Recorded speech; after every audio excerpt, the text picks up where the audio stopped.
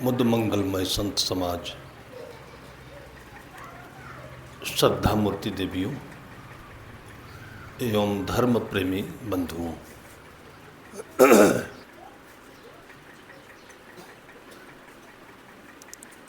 चित्त की अपने स्वरूप में अवस्था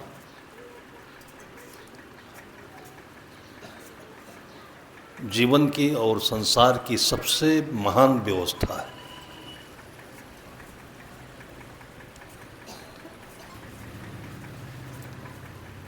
व्यवस्था में लोगों के मनों का योग,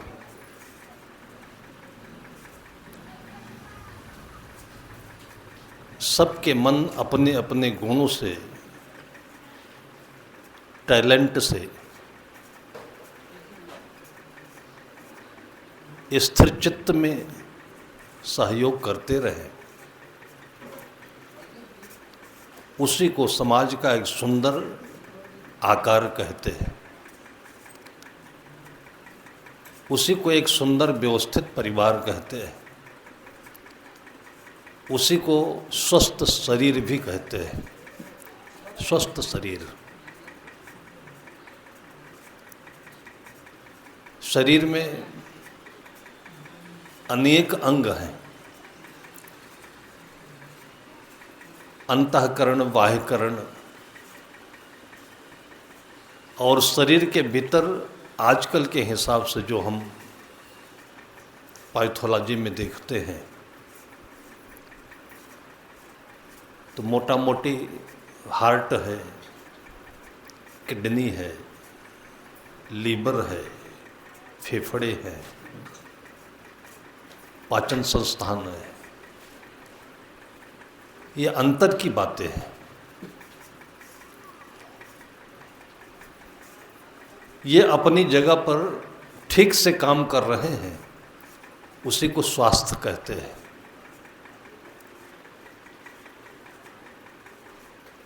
स्वास्थ्य का मतलब स्व में स्थिर रहना।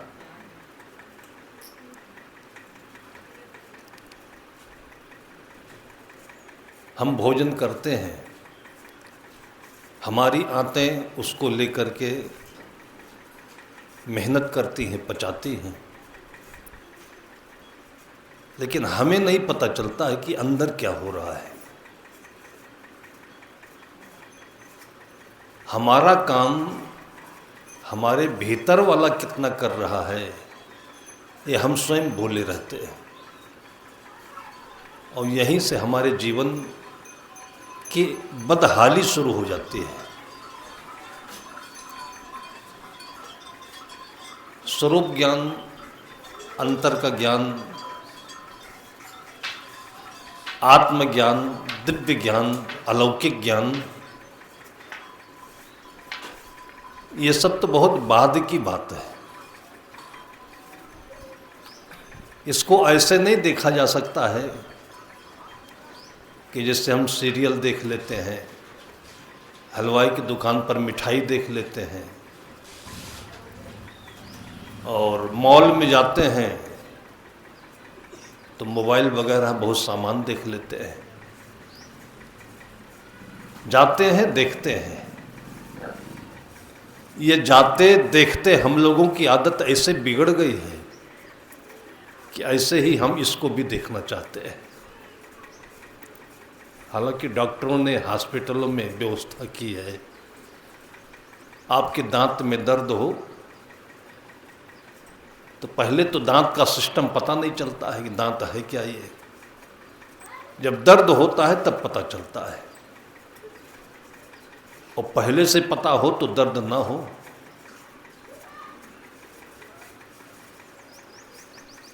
सदगुरु कबीर साहब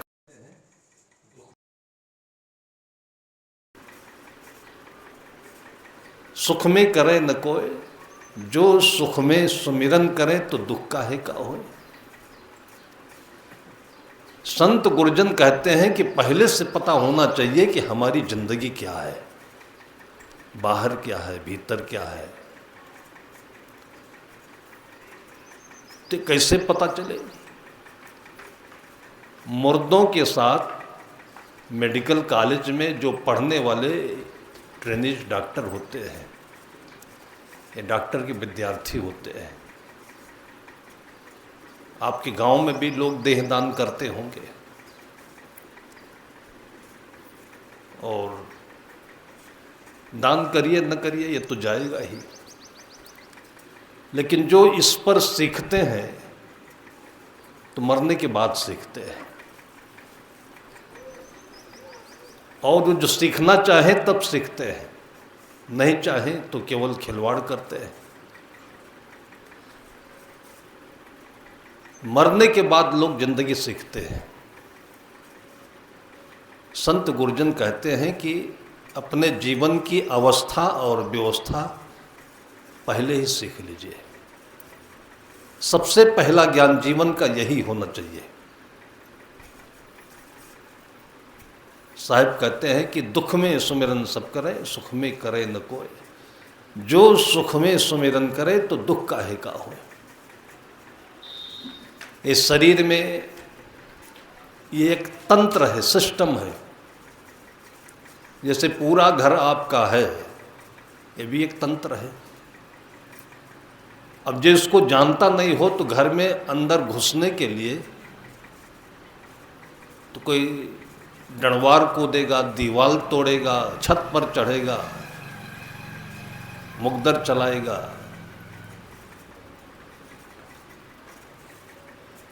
लेकिन आप लोगों ने कहानी सुनी होगी अली बाबा 40 चोर की।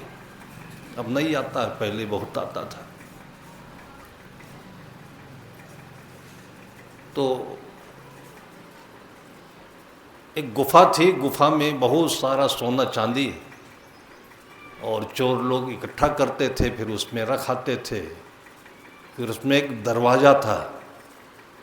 दरवाज़ा इतना विलक्षण था कि उसमें कोई लॉक वगैरह नहीं था।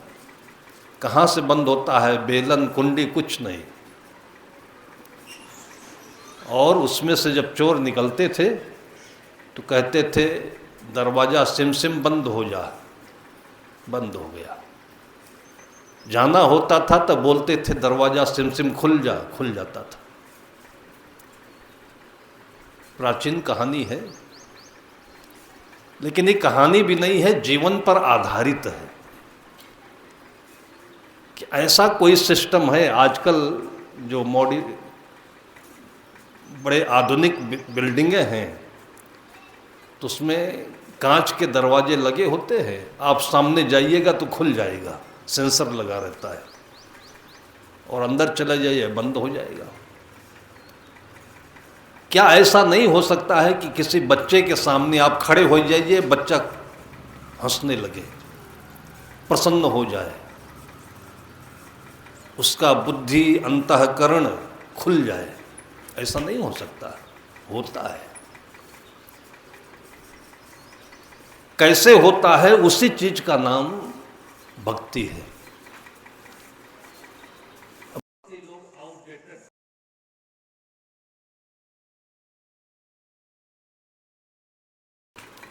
टाई, पता नहीं क्या है टाई। जब लोग पढ़े लिखे नहीं होते थे तब लोग भक्त होना पसंद करते थे, और उनको अंदर से एक बल महसूस होता था कि मैं भक्त हूं। इसका महत्व क्या है?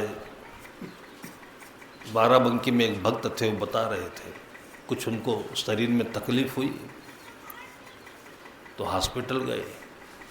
डॉक्टर लिटा देता है, फिर चेकअप करता है आला लगा करके। तो पहले तो ऐसे ही बैठा करके देखा, पूछा, बीपी देखी, नाड़ी टटोला, तो उसको नाड़ी कुछ सुस्त लगी। तो उसने कहा कि मुर्गा उर्गा खाते हो कि नहीं? अंडा खाओ, सही हो जाएगा। तो जो भक्त थे वो चुप रहे, कुछ बोले नहीं। अब डॉक्टर से, वो पढ़ा लिखा आदमी है, ये अनपढ़ है, तो आर्गुमेंट नहीं कर सकते, चुप रहे। भक्त के चुप रहने से ही डॉक्टर के भीतर में खलबली मची। बोला तो नहीं, लेकिन खलबली मची। फेस टू फेस उसको लगा कि ये आदमी मजबूत आदमी है। मैंने क्या कह दिया, कहा अच्छा लेट जाइए, मैं आपको देख लेता हूँ। और लेटने के पहले कपड़ा, थोड़ा पेट के ऊपर का कपड़ा हटाते हैं। जब कपड़ा हटाया और गले में कंठी देखी तो एकदम से जो डॉक्टर था दोनों कान पकड़ के चिचियाया। कहा बड़ी गलती हो गई भक्त जी, आप साधु आदमी, वो आपको मैंने कह दिया मुर्गा खाते हो कि नहीं, अंडा खाने की बात बोल दी। मतलब कान आदमी तब पकड़ता है जब एकदम से नरक से बच करके ऊपर आ गया हो। अब इधर नहीं जाएंगे हम। केवल गले में माला देखकर इतना प्रभावित हुआ है, ये ताकत भक्ति की है। और आज माला पहनने से शर्म आती है, टाई पहनने में गर्वान्वित महसूस करता है आदमी। गले के अंदर में, बाहर में टाई लटका।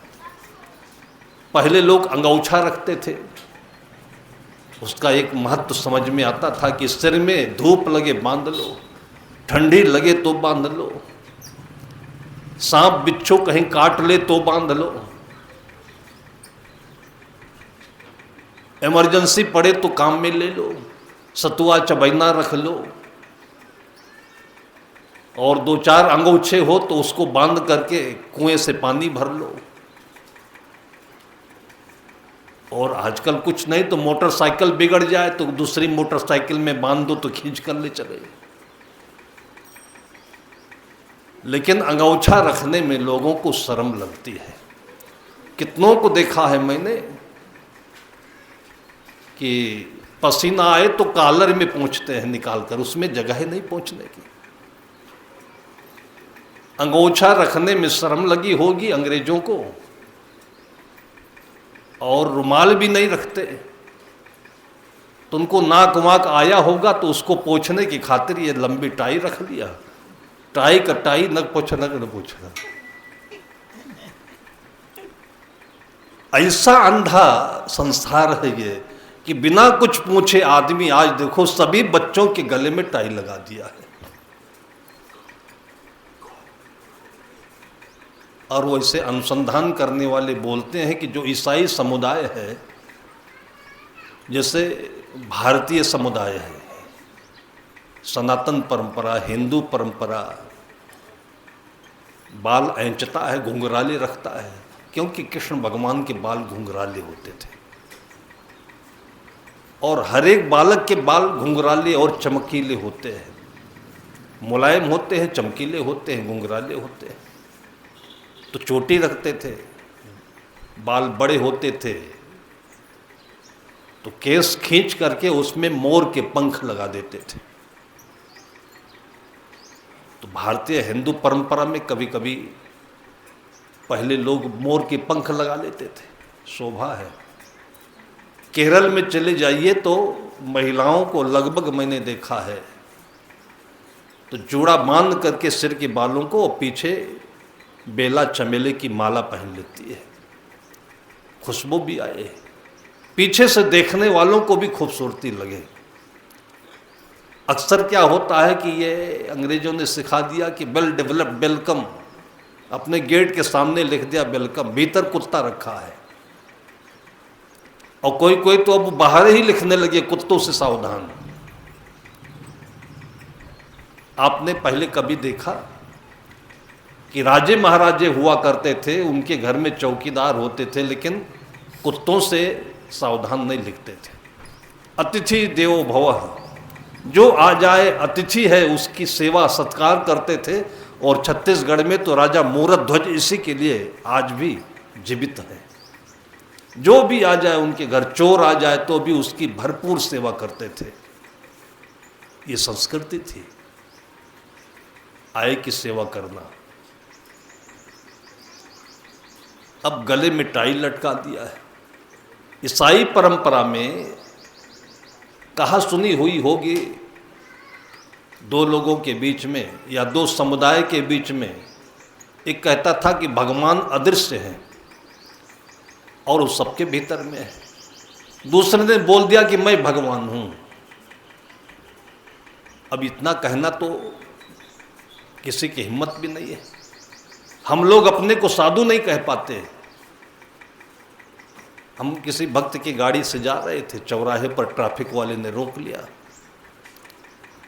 तो गाड़ी चलाने वाला उनके पास गया, बताया कि ऐसे ऐसे ये परिस्थिति है, मामला है। थोड़ा सा उलझाया तो मैं चला गया उसके पास। तो वो पूछने लगा कि आप कौन हैं? मैंने कहा मैं मनुष्य हूँ। मैं मनुष्य हूँ इतना कहने से ही इतना बिगड़ा वो ट्रैफिक पुलिस हम पर। बताइए, मैं मनुष्य हूँ गलत है क्या? बाद में जब उस ड्राइवर ने बताया कि आपके परिवहन विभाग के जो प्रमुख सचिव हैं ना, उनके गुरु हैं ये, तो इतना वो सिर नवाया, इतना हाथ जोड़ा, इतना हाथ जोड़ा। कहा महाराज जी आप सीधे बताते थे कि मैं साधु हूं। भाई हम कैसे कहें कि हम साधु हैं? चोर जब अपने को नहीं बता सकता कि मैं चोर हूं, तो मैं कैसे बता दूं कि मैं साधु हूं? मैं आपके सामने हूं, इतना मैं मनुष्य हूं, यह भी कहने में तकलीफ है हमें। मैं क्या हूं ये तो आप जानिए।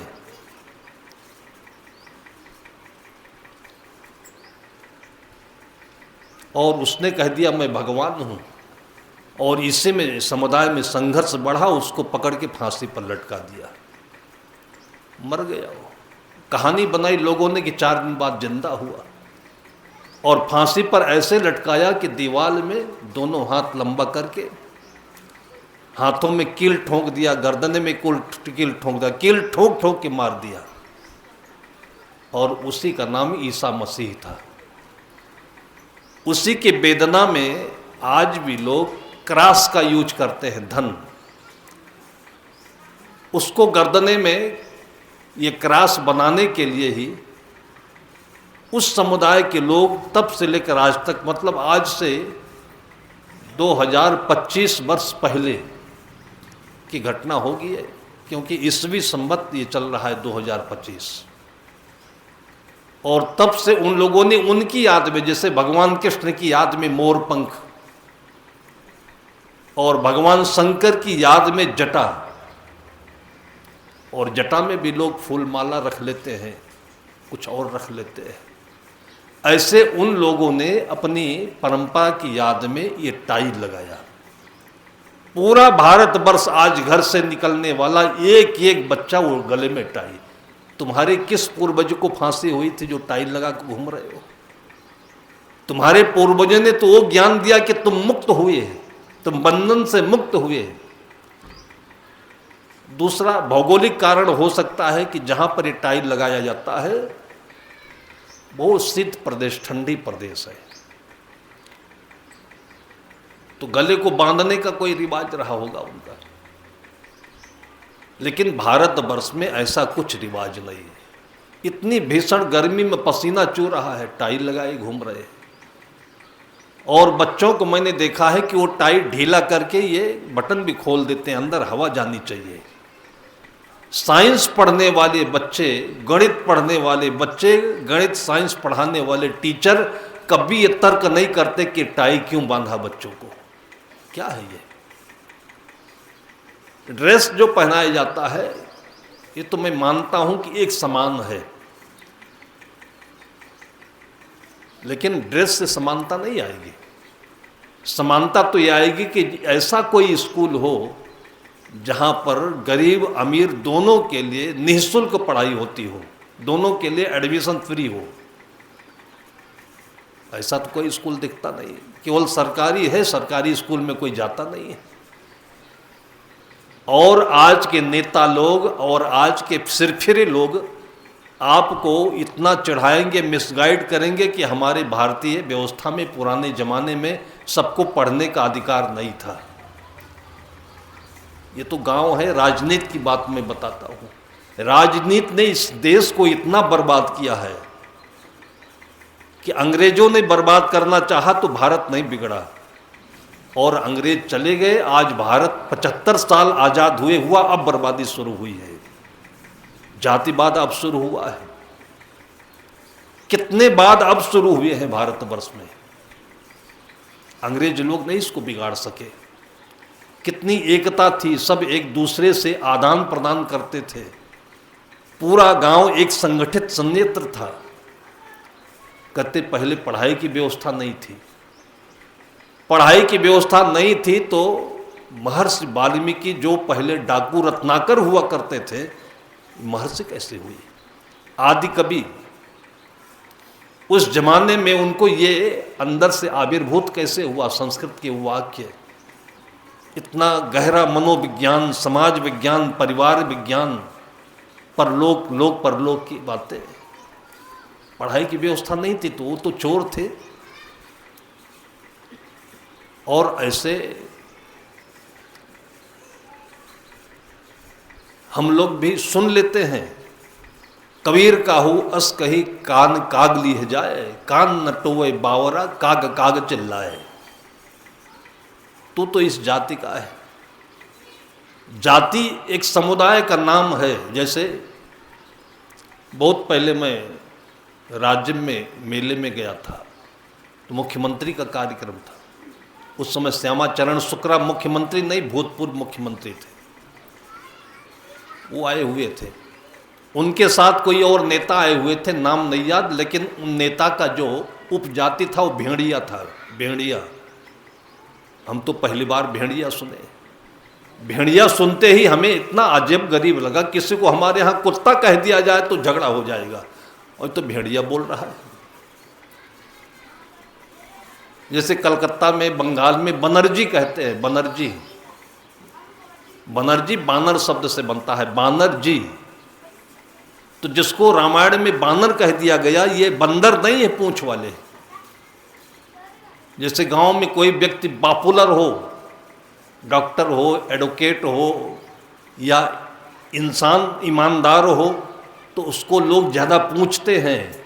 जिसको ज़्यादा पूछते हैं तो लोग कहते भाई इसकी पूंछ बहुत बड़ी है।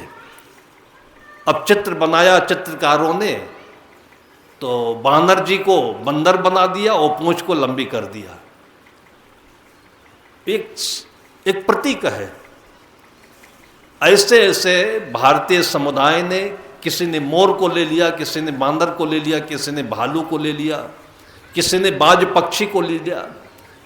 सिख समुदाय में आप देखेंगे गुरु गोविंद सिंह के चित्र के साथ में उनके हाथ पर बाज पक्षी बैठा हुआ दिखेंगे आप। बाज हिम्मत का प्रतीक होता है। प्रकृति के हर एक कोने से शिक्षा लेने की जो लोगों के भीतर रुचि थी, उसके आधार पर लोगों ने इस तरीके के प्रतीकों का प्रयोग किया है। अब उसका अर्थ हम लोग नहीं समझते हैं तो इन्हीं में हम लोग भटक रहे हैं। जाति भी कोई ऐसी चीज नहीं है कि जो बड़ी हो या छोटी हो, कोई बड़ा नहीं, कोई छोटा नहीं। और भारतीय समुदाय तो जाति छोड़ दीजिए, शरीर में भी वो विश्वास नहीं रखता है। शरीर तो अभी है, अभी नहीं है। जो शरीर पैदा होने के समय किसी और आकार में, किसी और तरह से होता है, जवानी में किसी और तरह से होता है, बुढ़ापे में किसी और तरीके से होता है, उस शरीर का एक नाम कैसे हो सकता है, एक जाति कैसे हो सकती है? इस शरीर के भीतर और एक शरीर होता है, उसके भीतर एक और तत्व होता है। वहां तक पहुंच करके भारतीय परंपरा ने आपको एक विश्वसनीय शक्ति बनाया है जिसका नाम आत्मशक्ति है, आत्मा है, विश्वसनीय शक्ति है। वो कभी बदलता नहीं है। रघुकुल रीति सदा चली आई, प्राण जाए पर वचन न जाए। यह आत्मा की स्थिरता है कि वचन जा नहीं सकता है। राजा हरिश्चंद्र ने वचन को जाने नहीं दिया, राजा मोरध्वज ने वचन को जाने नहीं दिया। अतिथि सेवा में वो बहुत विख्यात थे। तो जो आदमी कुछ थोड़ा सा पॉपुलर होने लगता है तो लोग ईर्ष्या करने लगते हैं। आगे बढ़ने में, बड़ा होने में बड़ा सिरदर्द है। जितना बड़ा सिर उतना बड़ा सिरदर्द। समान होकर रहने में न सुख है न दुख है, आनंद है। सुख और दुख ये दोनों दुख के ही दो रूप है। दुख भी सुख है और सुख भी दुख है। जैसे प्यास दुख है तो पानी सुख है, और पानी सुख है इसीलिए प्यास लगती है। तो आप पानी चाहें और प्यास ना लगे तो फिर बेकार हो जाएगी जिंदगी, और प्यास हो पानी ना हो तो जिंदगी बेकार हो जाएगी। इसलिए दुख रहित जीवन की कल्पना नहीं की जा सकती है, बल्कि दुख और सुख को जो समझ लेता है वो दुख सुख दोनों से ऊपर आनंद कंद हो जाता है। मतलब जिसमें परिवर्तन नहीं हो, फिर वो मन की प्रसन्नता जिसमें परिवर्तन नहीं हो। इसलिए सुख को दो प्रकार से समझाया जाता है। एक सुख यह है कि जैसे आप लोग यहां पर बैठे हैं, तो जब कोई को दुख नहीं तो सुख ही सुख है। मन शांत है, आराम से बैठे हैं, सुख है।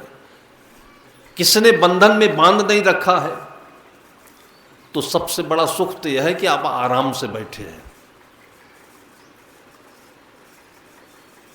दूसरा सुख यह होता है कि सबको अभी एक एक मोबाइल बांट दिया जाए, तो देखिए कि सबके अंदर में गुदगुदी पैदा होगी। मोबाइल है। सरकारी मोबाइल दे करके थोड़ी देर के लिए खुश करती है, वोट ले लेती है, मोबाइल टूट जाता है। भाई 15 दिन की गारंटी है, नहीं टूटेगा, 15 दिन में उनका काम निकल जाएगा। और जब तक आप मोबाइल को तोड़ते हैं या टूटता है, तब तक उनकी गद्दी बन जाती है। अब 5 साल के लिए आप टूटा मोबाइल लेकर घूमा करिए। थोड़ी देर का सुख और उसके बाद 4 साल का दुख।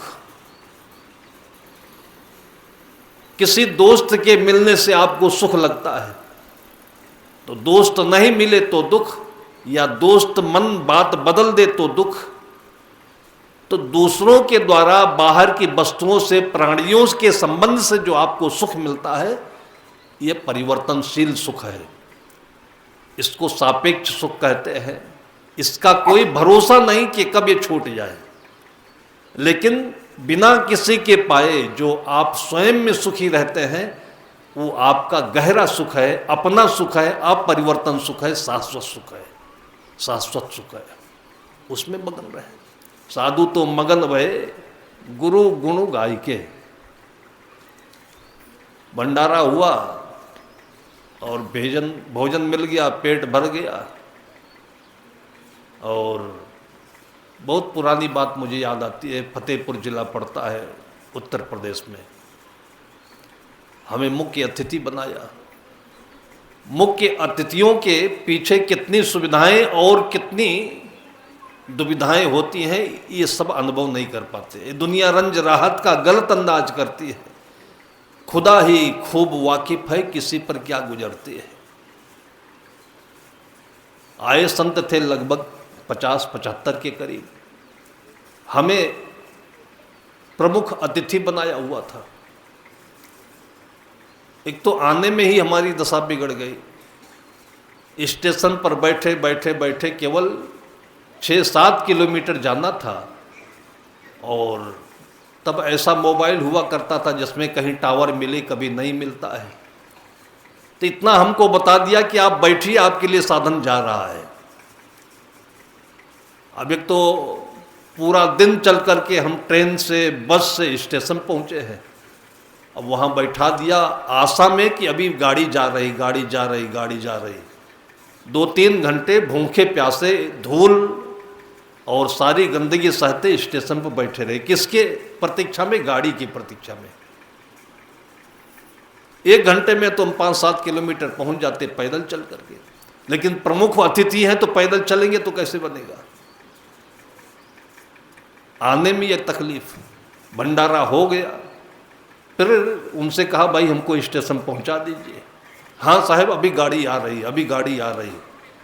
करते करते करते करते जितनी तकलीफ आने में उतनी तकलीफ जाने में। फिर गाड़ियाँ नहीं आ रही। आए तो एक खटारा जीप आई, वो हिल रही थी ऐसे। मुझे लगा स्टेशन पहुंचूंगा कि शमशान पहुंचूंगा, ये भी पक्का नहीं है। चलाने वाला भी बड़ा बीहड़।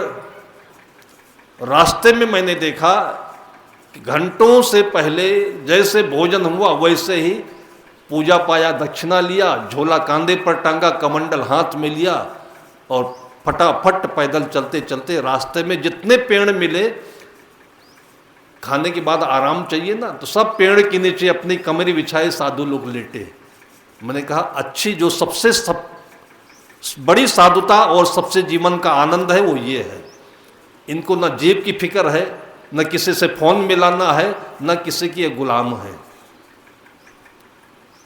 जितना आप दूसरों की सुविधाओं पर निर्भर रहेंगे उतनी आपको झेलना पड़ेगा। बहू की सुविधा, बेटे की सुविधा और तमाम प्रकार की सुविधा। आज सुविधाओं को बड़े गौरवान्वित दृष्टि से देखा जाता है। कमरा होना चाहिए तो अटैच बाथरूम होना चाहिए। काहे को होना चाहिए? लोग पुरानी बात याद करते हैं तो कहते हैं कि पहले के लोग मूर्ख थे, हम ही लोग मूर्ख थे। सन 90-95 के बीच में आश्रम बना तो किसी भी कमरे में अटैच बाथरूम नहीं, और तब कोई आता भी नहीं था। और तब हम लोगों की मेंटलिटी ये थी कि जहां रहते हैं वहां टट्टी गंदगी नहीं करना चाहिए, दूर जाना चाहिए। अब ये सब ऐसी चीजें थी कि जिसको आप मूर्खता समझो कि पवित्रता, स्वच्छता समझो। और अब जो कोई जाता है तो अटैच बाथरूम ढूंढता है। और पहले चली जाइए तो लोग गांव से दूर 3-4 किलोमीटर, कोई झाड़ी जाता था, कोई जंगल जाता था, कोई तलाई जाता था, कोई मैदान जाता था। दूर क्यों था? और आज नजदीक कमरे के पास क्यों चाहिए? लोग यही सोचते हैं कि पहले लोगों के पास या पैसा कम था या बुद्धि कम थी, अब लोगों के पास बुद्धि और पैसा ज्यादा है। लेकिन ये रिसर्च गलत है। कई बार मैंने इस पर सोचा। सच बात यह है कि पहले के लोग इतना श्रम करते थे कि शाम को खा करके लेटने के बाद उनको पता नहीं चलता था कि हम कहाँ लेटे हैं, और एक नींद में सवेरा होता था। आज 100 में 10 आदमी में 9 आदमी को, 8 आदमी को शुगर का रोग है। रात में लेटते हैं तो सही नींद नहीं आती है, नींद नहीं आती तो बार बार पेशाब जाना पड़ता है, पेशाब जाना पड़ता है तो क्या करें, वहीं खटिया के पास में रखना पड़ता है, इसलिए बाथरूम चाहिए। अब वो लोग श्रेष्ठ थे कि आज के लोग श्रेष्ठ हैं, वो लोग स्वस्थ थे, सुखी थे कि आज के लोग स्वस्थ सुखी हैं। शरीर में पैदा होते ही इतनी बीमारियां हैं कि बाथरूम में नहीं चाहिए, अब कमरे के पास में हॉस्पिटल भी चाहिए। और पहले दूर दूर तक जिले में हॉस्पिटल नहीं होते थे। क्यों नहीं होते थे? कि लोगों को बीमारी नहीं होती थी। अपने 18-20 साल की उम्र तक मैंने अपने गांव में ऑपरेशन नहीं सुना किसी का। पथरी का ऑपरेशन और कितने कितने ऑपरेशन आज जो देखे जाते हैं, मैंने 18 साल की उम्र में गांव में सुना नहीं। एक ऑपरेशन केवल सुना था बस, वो भी थोड़े दिन हुआ, उसके बाद बंद हो गया। वो इंदिरा गांधी के पीरियड में 76 से 78 के बीच में नसबंदी का ऑपरेशन, वो भी इतना झंझट हुआ, इतनी मारपीट हुई, गोली भी चली, और संजय गांधी उस समय के युवा नेता थे। झंझट हुआ, उसके बाद ऑपरेशन हमेशा के लिए बंद हुआ। फिर नए ऑपरेशन शुरू हुए। आज देखिए ऑपरेशन, बच्चा पैदा तो ऑपरेशन से होता है, दूसरा कुछ होता ही नहीं है।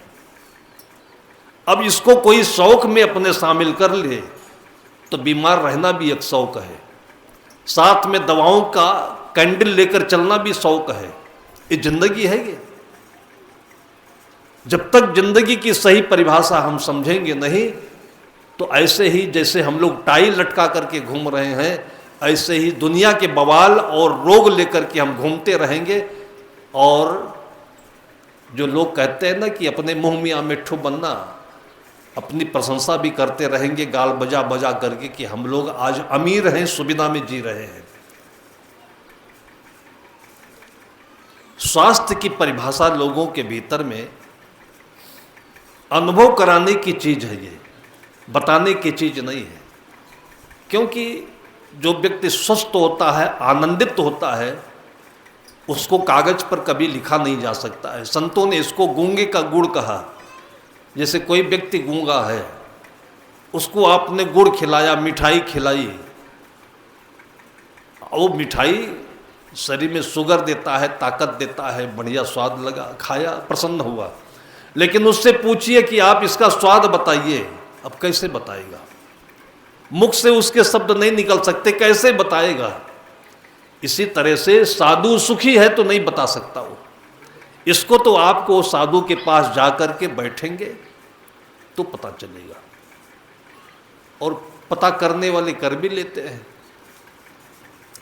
4-6 वर्ष पहले मैं कभी कभी कार्यक्रमों से छुट्टी लेकर खाली समय में आश्रम में बैठता हूँ। बाहर मैं बैठा हुआ था पोर्च के नीचे, 2 लोग, एक नौजवान था, दूसरा किशोर 15-16 वर्ष की उम्र का रहा होगा। वो अनजान में ऐसे आश्रम के भीतर प्रवेश कर गए और सीधे गए धर्मशाला की तरफ। परिचित नहीं थे इसलिए हमारे पास भी नहीं आए। और लोग आते हैं, घूमकर चले जाते हैं। लगभग 3 एकड़ का ग्राउंड है, बीच में डामर रोड है, एक तरफ बगीचा है, दूसरी तरफ बगीचे के अंदर में लोगों के रहने का, भंडार घर का व्यवस्था है।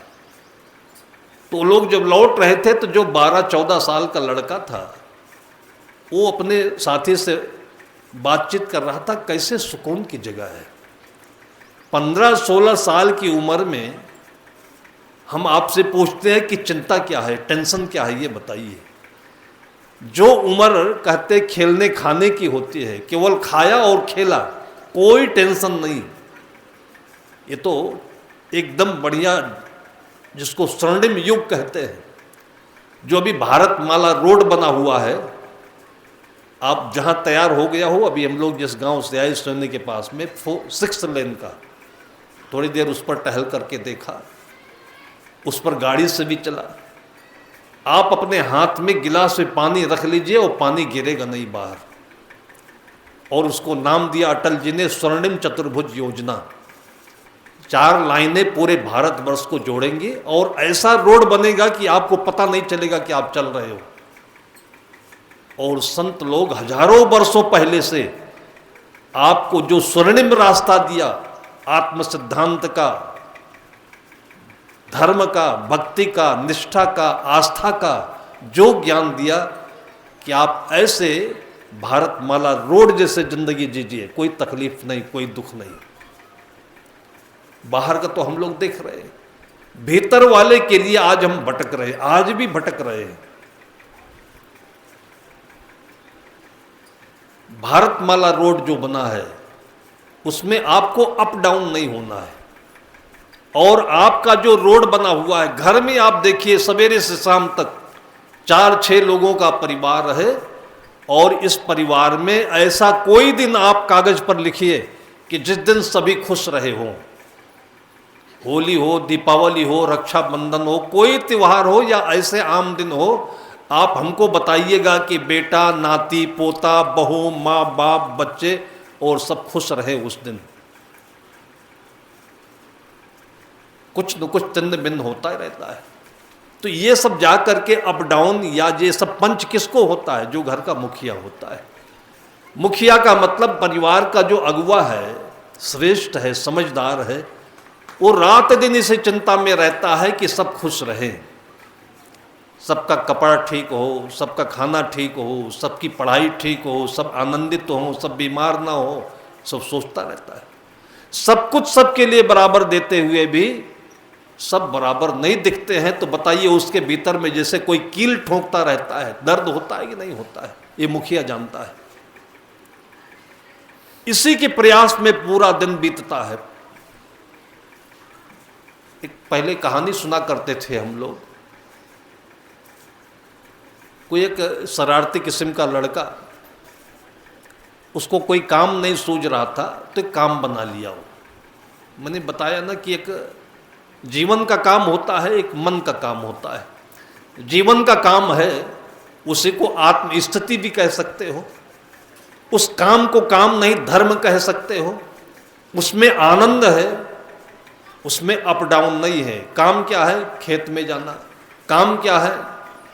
जो आवश्यक जीवन का काम है, आप अपने दुकान में बैठिए, अपने उद्योग में बैठिए, खेत में बैठिए, नौकरी में बैठिए और बिना किसी प्रकार की मन में लालच के लोगों की सेवा करिए। और आज के 25-50 वर्ष पहले किसानों को कोई लालच नहीं होता था। तब ये योजना भी नहीं थी कि आपको 31 रुपये क्विंटल में, किलो में धान बिक जाएगा। तब लोग तो बेचने का नाम ही नहीं होता था, केवल खाना है, कमाना है, लालच नहीं होता था। और तब भी मैंने देखा कि लोग आराम से ज़िंदगी जीते थे। कुएं से पानी भरना पड़ता था, तालाब में जाकर कपड़े धोना पड़ता था, सारे काम हाथ से करने पड़ते थे। लेकिन मैंने नहीं देखा कि किसी के अंदर कोई छटपटाहट हो, कोई की शिकायत हो, किसी प्रकार की कोई दिक्कत हो। इस काम को, जिंदगी के काम को धर्म काम कहते हैं या धर्म की साधना भी कहते हैं। और इसमें सुख दुख दोनों नहीं है, आनंद है। दूसरा काम है मन का काम है। मन का काम है कि चलो ठीक है, उसके पास में 28,000 का मोबाइल है, आपके पास में 5,000 का है। अब रात दिन दिमाग में खुराफात मचा हुआ है कि 28,000 वाला हमला कब होगा। अब उसकी खातिर आपको ये करना पड़ेगा, वो करना पड़ेगा, वो करना पड़ेगा। ये काम है बिना काम का काम। उस शरारती के मन में कोई काम सूझा तो उसने क्या किया कि एक थैली में वो तालाब से 3-4 छोटे बड़े मेंढक इकट्ठा कर लिया और इकट्ठा करके शहर में गया। और शहर में एक दुकान मिली जिसको सोने चांदी की दुकान कहते हैं। अभी 10 बजे दुकान खोल के बैठा ही था और जो ग्राहक लोग आते हैं तो लगभग 11-12 उसके बाद शुरू करते हैं। शाम के समय ज़्यादा हो जाते हैं। सुबह सुबह अभी ग्राहक आए नहीं थे, बोनी हुई नहीं थी, बैठा भरता अगरबत्ती जलाकर। तैसे अपना सामान गुमनाम लेकर के, सामान का नाम नहीं बताया, और लेकर के उससे कहा सेठ से कि सेठ जी आप खाली बैठे हो, मेरा सामान तौल दीजिए, आपको मैं 10 रुपये दूंगा। पुरानी कहानी है तो 10 रुपये बहुत होते थे, आज का 1000 के बराबर। तो सेठ भी सोचा कि खाली फालतू बैठा हूँ और तौल दूंगा इसको, 10 रुपये फ्री मिल जाएंगे, बोहनी अच्छी हो जाएगी। देखिए बिना काम का काम यह है। जो शॉर्टकट में बिना काम किए फायदा चाहता है, यह भी बिना काम का काम है। और जो बिना काम का काम कराता है वो तो है ही है। बिना काम का काम कराते कराते आज अब छत्तीसगढ़ में भी फाइनेंस कंपनियों में किसी का 10 लाख फंसा हुआ है, किसी का 25 लाख फंसा हुआ है, सहारा कंपनी में फंसा हुआ है, और कितने नाम से ऐसे फंसा हुआ है। 2 साल में कहीं पैसा दुगना होता है। आप उतना पैसा धरती में लगाइए, अभी 100 गुना हो जाएगा। उसका विश्वास नहीं करते हो और आप जैसे सियार के मुंह में, शेर के मुंह में अपना हाथ डाल दो, विश्वास करो कि वापस कर देगा वो। ये बिना काम का काम है। ज्यादा ही पैसा हो जाएगा तो क्या करोगे? आपको खाने को मिल रहा है, पहनने को मिल रहा है, सोने को मिल रहा है, रहने को मिल रहा है, और इसके बाद क्या करोगे पैसे का? इसके बाद तो यही है कि शरीर की खा पी करके दुर्दशा कराना है, दौड़ दौड़ करके शरीर मन को व्यस्त रखना है। सेठ जी और उस ग्राहक के बीच में एक वो फसौला हो गया, जैसे कांटे से कांटा फंस जाता है, लालच से लालच फंसता है। आदमी के मन में यही ऐसी चीज है जो आदमी को एक दूसरे से फंसाता है, और इसी को बंधन कहते हैं। नहीं तो कोई किसी से फंसा हुआ नहीं, साथ रहते हुए भी फंसा हुआ नहीं। सब अपना काम करते हैं, एक दूसरे का सहयोग करते हैं, और इसी को बंधन मुक्त जीवन कहते हैं। परिवार में पैसा एक गल्ले में रखा हुआ है, खाने का सामान एक रसोई में रखा हुआ है, जरूरत है तो सबके लिए कपड़ा आ जाता है। तो न किसी को उसमें सोचना है और न किसी को कम है, न किसी को ज़्यादा है। पहले ज़माने में लोग परिवार ऐसे जीते थे, कभी भी किसी के घर में डायरी नहीं होती थी, कितना पैसा आया कितना गया। क्यों नहीं होती थी? कि सबकी डायरी अंदर की सच्चाई होती थी। सांच बिना सुख नाही ना कोट करे, सत्य सांचा भला जो सांचा दिल होए। घर में एक जगह पैसा रख दिया जाता था, और आज भी आश्रम जहाँ हम लोग जाते हैं, कभी कभी रहते हैं, एक जगह पैसा रखा रहता है, बाकी दूसरे अलमारी में जितने रजिस्टर कागज है वो रखे रहते हैं। कोई मालिक नहीं है और कोई दूर नहीं है, जिसको जितनी ज़रूरत होती है वहाँ ले लेता है, सामान लाता है। और अभी व्यवस्था चल रही है। और पहले हर घर की ये व्यवस्था होती थी, कोई लिखा पढ़ी नहीं, और लिखा पढ़ी भी हो तो जो आया वो लिख दिया। जब अंदर में ईमानदारी है तो लिखा पढ़ी की जरूरत नहीं। लिखा पढ़ी की जरूरत इसलिए होती है कि आज के 10 साल पहले सामान क्या भाव होता था, कितने में आया था, केवल जानकारी के लिए। बाकी ईमानदारी है तो हर आदमी उसमें से लेता है, देता है, लेकिन मुक्त रहता है। इस प्रकार से पारिवारिक जीवन में भी लोग मुक्त जीवन जीते थे। एकदम मुक्ति की व्यवहारिक व्याख्या है ये। मुक्ति का मतलब free of mind, free of tension. अब आपको जो आमदनी होती है वो 2000 की हो तो भी वहीं रखी है, आपको 20,000 की हो तो भी वहीं रखी है। मैंने गुजरात अहमदाबाद में बड़े बड़े परिवार फैमिली को देखा है। वो 4 भाई हैं तो 4 फ्लैटों में रहते हैं, काम एक जगह होता है, फायदा एक जगह रखा जाता है, जितनी जरूरत होती है सबको दे दिया जाता है। बाकी सबका काम एक जगह है, सबका रहना अपना अपना है, कोई मतभेद नहीं, मनभेद नहीं, कोई झगड़ा नहीं। इसको ट्रस्ट कहते हैं। और कितनी पीढ़ी से लोग जिंदगी जी रहे हैं। मन में शंका करने की क्या जरूरत है। अगर कोई आदमी बेईमान होगा तो क्या मरने के साथ लेकर चला जाएगा, लेकिन एक बेईमान होते ही दूसरे के अंदर बेईमानी, तीसरे के अंदर बेईमानी, फिर 1000 बेईमान पैदा हो जाते हैं। फिर वही बंधन युक्त जीवन है, एक फंसा दूसरा फंसा। आखिर बेईमानी करने का हेतु क्या है? बेईमानी तो तब सफल होती है आदमी की जब मरता नहीं। फिर हजारों हजारों हजारों वर्ष जीते रहना है तो बटोर के रखो सबको ही, नहीं तो बाद में नहीं रह जाएगा। जब सबको मरना ही है और मरने की कोई निश्चिति नहीं है, कोई पक्का नहीं है, तो बस यह है कि अपने को जिंदगी के लिए एक सामान्य व्यवस्था चाहिए और जिसमें सब कोई ले, सब कोई रहे और सब कोई करे। सेठ और दोनों ग्राहक कैसे फंसे? जिंदगी से नहीं, लालच से फंसे। उसके अंदर में खुराफात और उसके अंदर में लालच। उसने कहा सेठ जी इसको तौल दीजिए। वो भी सोचा कि फालतू का काम मिल रहा है, लाओ तौल देते हैं। उसको जो सुनार की दुकान होती है, इनका जो बैलेंस होता है, तराजू होता है, बहुत एग्जैक्ट होता है। उसने तराजू पर सामान रखा, लेकिन सामान होता तब तो तौला जाता। सामान रखने के बाद जैसे उसने आधा किलो का बांट रखा तो जो तराजू का पलड़ा था वो हिलने लगा जोर जोर से। फिर 1.5 किलो का बांट रख दिया, फिर हिल रहा है।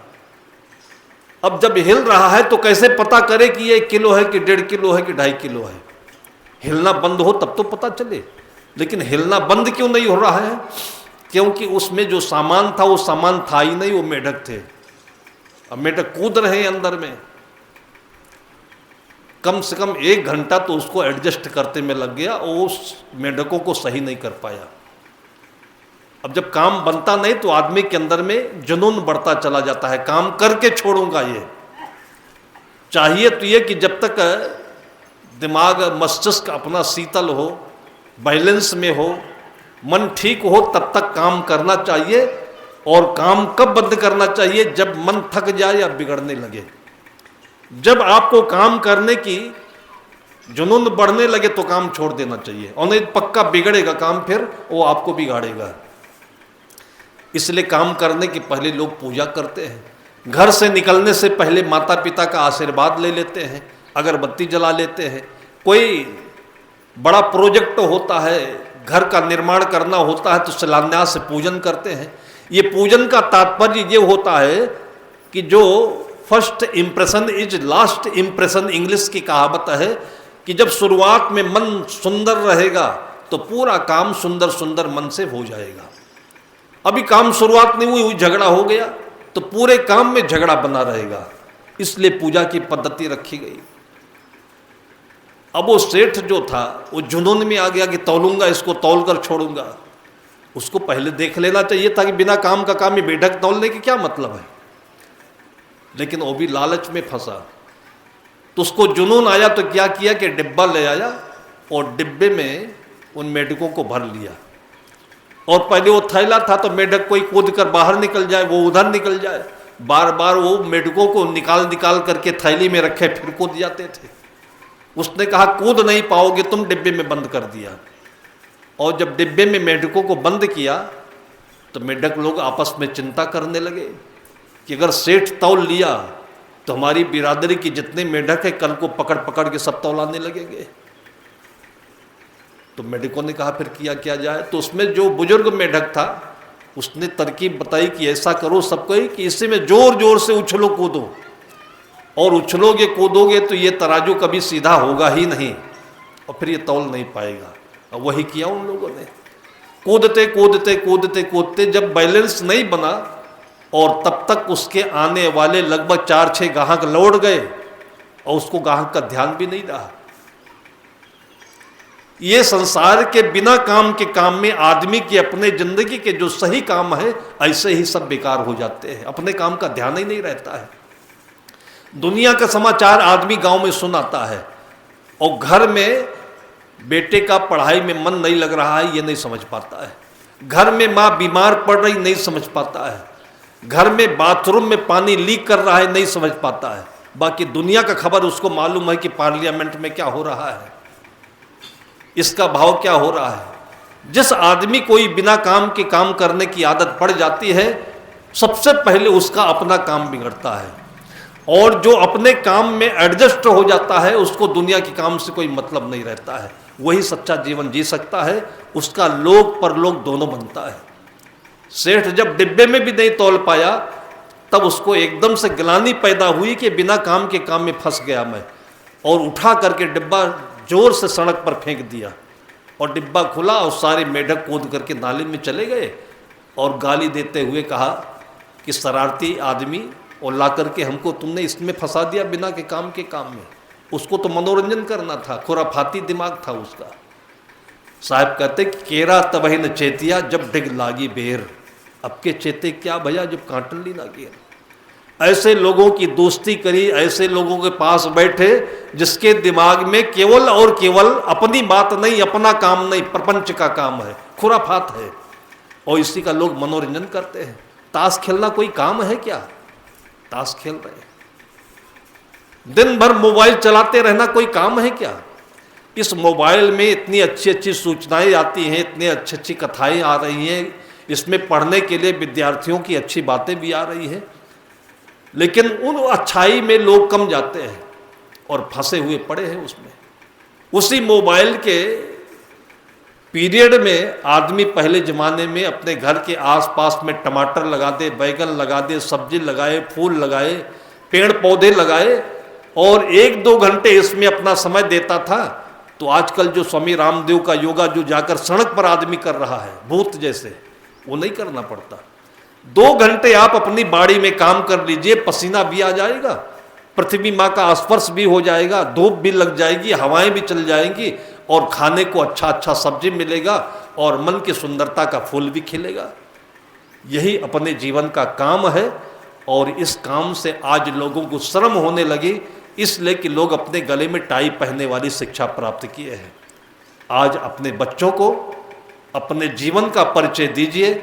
यही आपके घर के कबीर हैं, यही कृष्ण हैं, यही महावीर हैं, संत गुरुजन आपको यही परिचय देने आए हैं। इन्हीं शब्दों के साथ अभी की चर्चा को यहीं पर मैं विराम देता हूँ।